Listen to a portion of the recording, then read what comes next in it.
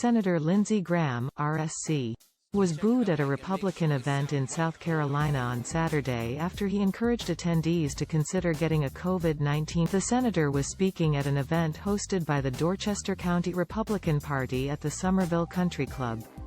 In a video published by the Daily Beast, Graham, who has often advocated for the COVID-19 vaccine, asked supporters to consider getting the shot. "If you haven't had the vaccine, you ought to think about getting it because, if you're my age," he said, before he was interrupted by boos and shouts of, "No, I didn't tell you to get it," he continued.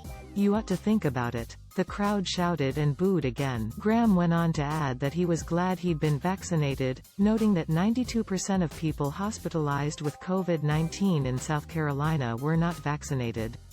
Members of the crowd shouted, "False," and "Not true." The overwhelming majority of COVID-19 deaths and hospitalizations across the country are occurring among unvaccinated people as the virulent Delta strain continues to spread. Graham has been vaccinated, and he credited it for his quick recovery after he came down with a breakthrough COVID-19 infection in August.